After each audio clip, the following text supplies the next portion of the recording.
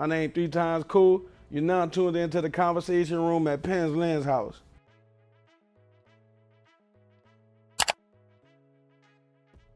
My name 3xKo's. My Instagram KO_17.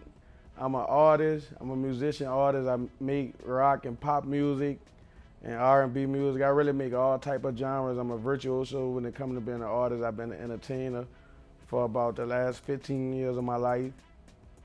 I cook a little bit. I'm good looking and I be cooking, you hear me? What inspired me the most about making music is being a voice for the people who don't have a voice.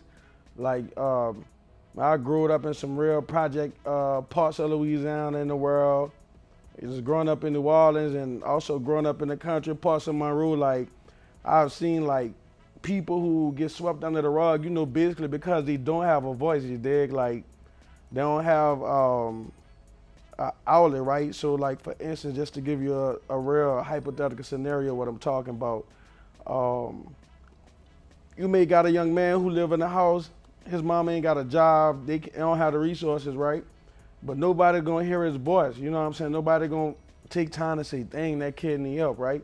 So I make music to let those people stuck in those toxic situations, to let them know hey, it is hope.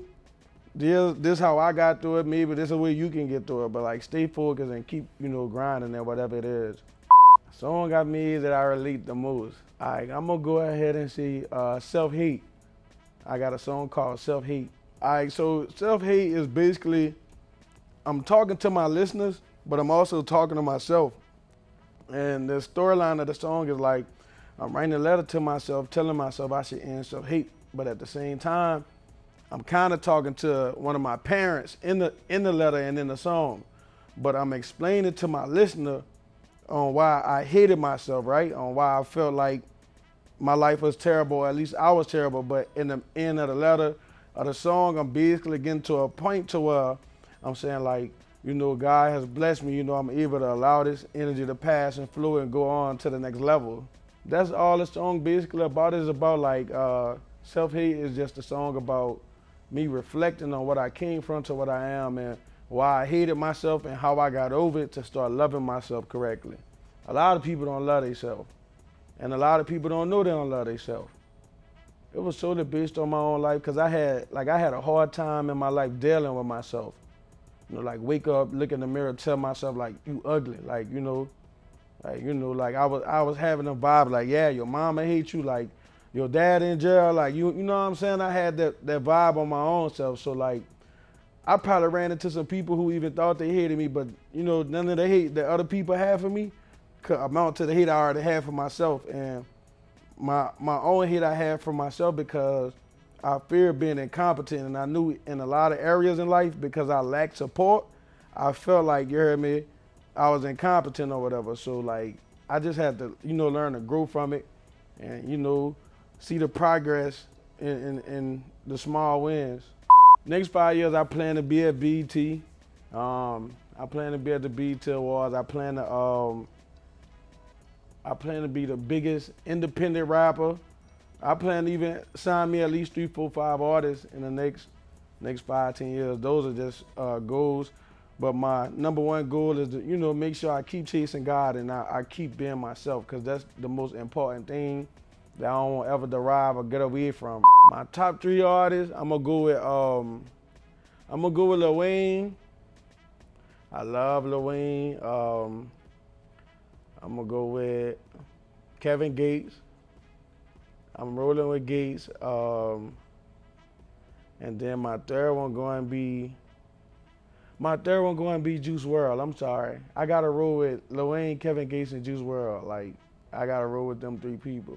My local artist, I'm gonna roll with this cat I know named Diesel Blanco. He make this hip hop rock music. And then I'm gonna roll with Reem the Author. My partner Reem the Author, he from New Orleans too. Reem the Author is the only African American pop rapper I ever met that. Reem the Author is just he'll hold another vibe. And then my last one, My last one gonna be my little partner, Double D Cooter. He in jail right now. My little partner, Cooteroo, he cool, you heard me? Cooter, he cool, he nice right now. He fighting them people right now, you dig? Free Cooter, you heard me? But them my top 3 local, like, that I really like. I like them, like, I get in the car, I play your music, and it hypnotized me a little bit. What make my music so different is, like, me, brother, I'm one of them people, like, I can't dress, right? Like, I always a guy, this is just an inside joke on myself. Meaning, like, I'm a person that go in the closet and I put on 5, 10 different things and then come out and a bunch of nothing look like something. So that's kind of who I am with my music. I don't have a box or like a guideline. Like, I'll go in there and scream, cry, project my voice this way, project it high, project it low, like whatever I do to make my voice turn to an instrument. But what make it different is I'm gonna tell you a story each time, but the story never gonna sound the same. So I might dress it up and I gave you a real hype vibe, and then the next time I gave you an opera melodic vibe. But it's just being a virtuoso at the art and understanding that,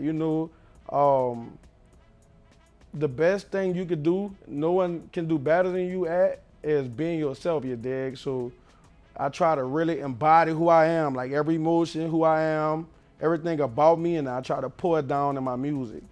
And that's what makes me different from anyone else, because you got people, they think, oh, I gotta make this category of music a blue. But me, I generally understand, like, if I lock in with my fans and I get them hooked on who I really am, and that's where success come in at. Oh yeah. Yeah. I had I had this show. NFL player booked me to come perform in like Winsboro. His name Phil Matthews. He played for the Washington Commanders. Come in the club, he got security walking me in, the whole club. That was probably one of the biggest shows I had performed before I actually started performing big shows. But I got on the stage, I grabbed a mic, and all of my hands were slippery, right? So like, I'm in you know how you try to look at your phone and have a fake conversation with yourself? I'm having a fake conversation. And I grabbed a microphone. As soon as I grabbed a microphone, the whole mic just slipped out my hand. So I just after that, like after the I messed up moment, I just finished. Like, I just grabbed a mic and was resilient. And he hopped on the stage. He actually hopped on the stage with me, you heard me? Shout out to Big Phil, you heard me? He hopped on the stage with me, and we turned up for, I think maybe his NFL draft party, yeah. Dude a good dude, man. My favorite sport, football. I love football. Man, they called me the coach rapper. But I never really mix it with the kids and, what we doing and staying positive. I really been coaching about at least 5, 6 years, low key, you heard me? It's just something I separate from my music. I believe in being who I am, but at the same time, never ask a kid something you wouldn't do yourself, you dig? So I try to make sure, which is why I actually don't curse in most of my songs. Like, I find ways to see stuff at a high level and make them feel like I curse, but I actually don't curse because I care about the perception and, the examples I'm setting and giving off. But 6 years for sure.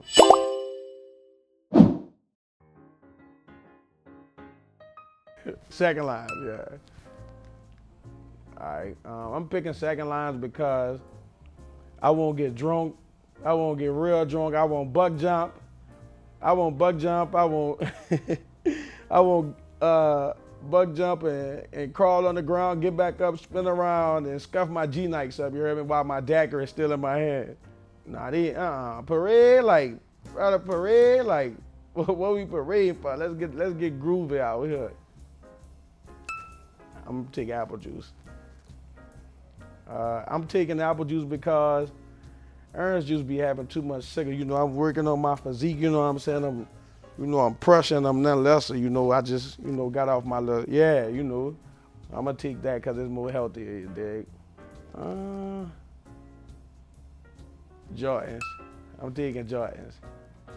I'm only gonna take Jordans because, look, I could never get them when I was younger, you heard me? Like, I had a little partner. I got a little partner named Dan, man. I used to go steal his shoes when we was cheering. You heard me? He had all type of Jordans. You heard me? So he used to let me get away with them. I'm stunting hard in his Jordans, but they ain't even mine though. But you know, I take Jordans over Nikes in the D. Brains. Cause look, let me tell you something. If you got brains, all right.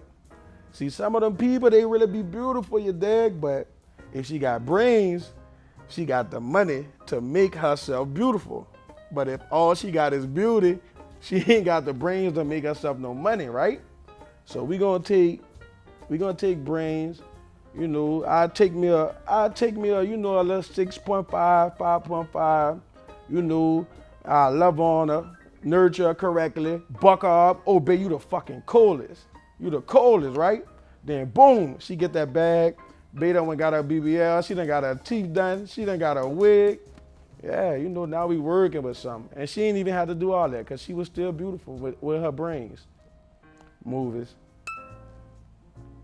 I'm trying, you know, I'm trying to make sure you know, I come get you, you know, I'm trying to make sure your mall see me pull up. I pull up and put you in my little car, you dig, and you know, I throw my hand around and try to play a little favorite song, get her to the movies, let her smell the Dior Sauvage on me, you hear me, you dig? You know what I'm saying? Leave around there. You know, when we get in the movie, come here, girl, like, yeah, you know, I'm trying to make sure I make a good impression. So, I mean, like, we go drink coffee, she gonna be like, oh, he old, girl, I don't want no old man. I want an old man, but not an old man, you dig? And dinner. I don't wake up that early, so you wake me up trying to feed me, I'ma curse you out. I'ma curse you out. What you doing in here this early?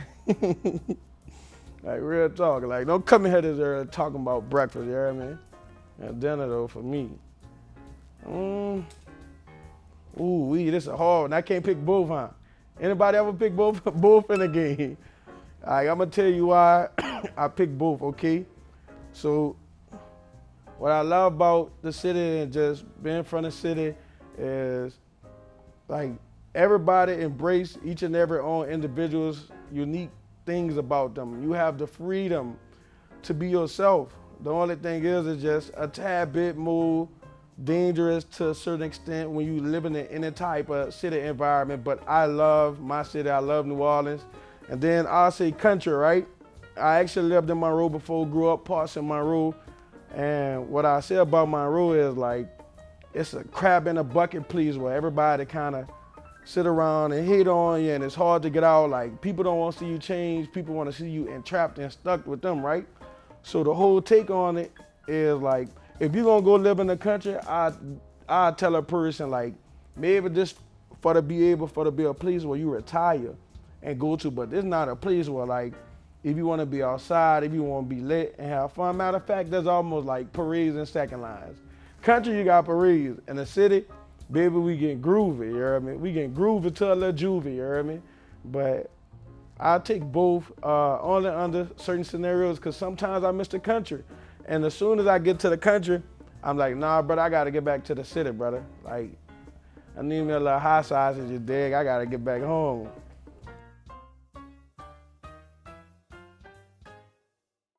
My biggest pet peeve, brother, I hate when I'm about to, check this out, right? In my music, I talk about being a lover boy. I'm a real life lover boy, tenderoni, I love on you, make your mama a pot of gumbo type of dude. I hate when I meet a chick, and in the first little moments I'm meeting her, we chop it up. I like her, she like me, we change numbers, right? But my real pet peeve is like, I already know you're a woman, I know your worth, I know how you should be treated.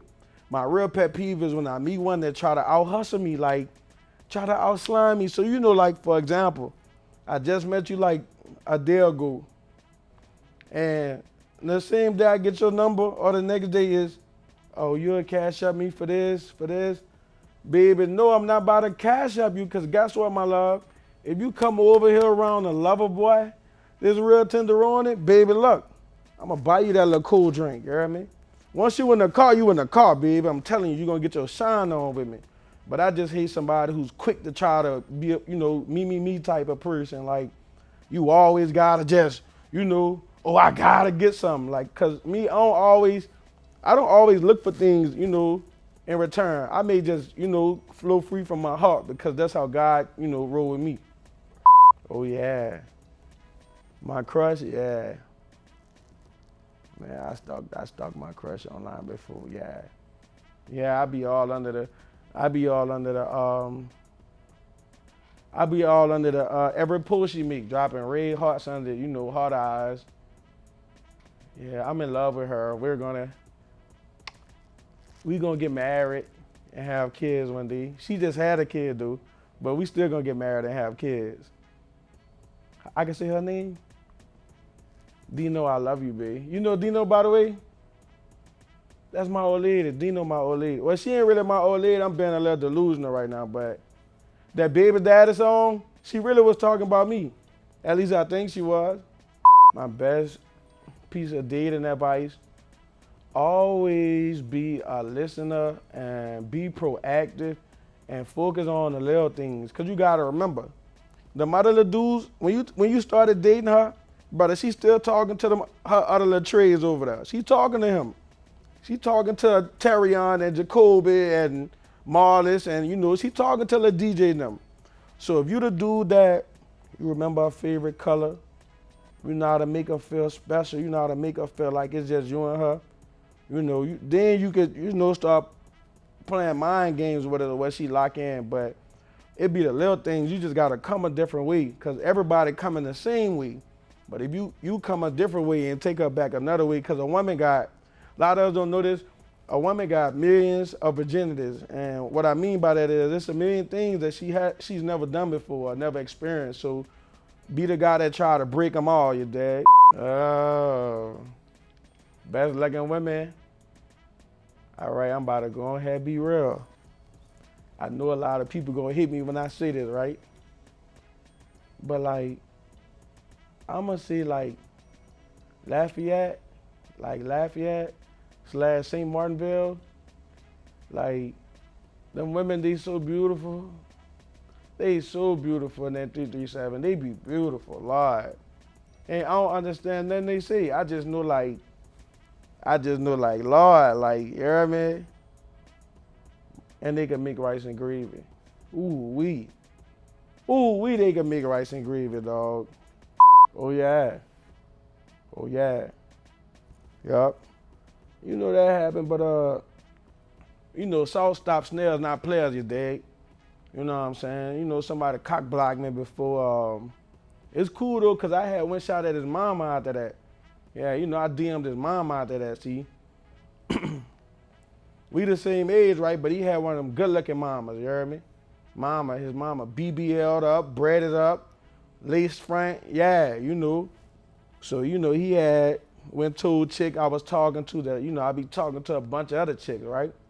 But I knew his mama had grabbed my face one day. We was in the house on the couch, and she gave me that, "Ooh, you so handsome." She let me know right then, you could be my son's steppa. So, he crossed me. He went back. He talked to the chick. A week later, brother, his mama buying me chicken nuggets. True story, brother. I ain't gonna speak on the rest because he my little stepson, so I don't want. When he see this, he gonna be looking at his mama, you hear me? My favorite struggle meal. I got two of them. I'm going to take the mama noodles with a broiled egg and some sauteed sausage. Or I'm gonna get real project and country, and I'm gonna go get me some butter rice. You gotta take the rice, broil the rice, get your stick of butter, salt and pepper it down.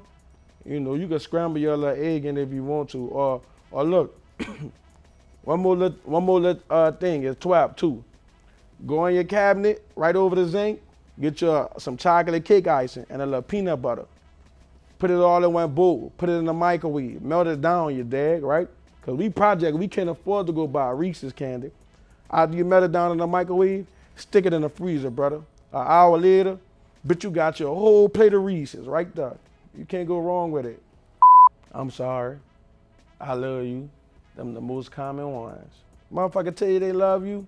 Your old lady tell you she love you. Somebody tell you they love you. Whole time, brother.